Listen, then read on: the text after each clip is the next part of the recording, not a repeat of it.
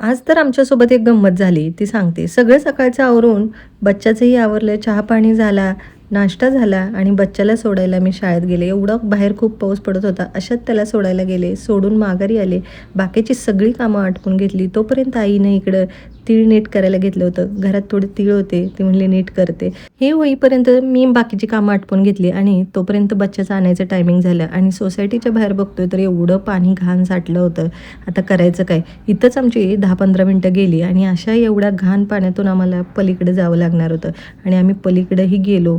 खूप पाऊस पडत होता आणि आता हा आमचा नेहमीचाच रस्ता आहे. 10-15 मिनिटं तर या रस्त्याला जातातच आमची ये-जा करायला आणि आता हळूहळू आम्ही शाळेपर्यंत पोहोचतोय. तिथून आता मुलांना घेतलं आणि आता म्हटलं भरभर जाऊया. खूप भिजलो पण होतो आम्ही.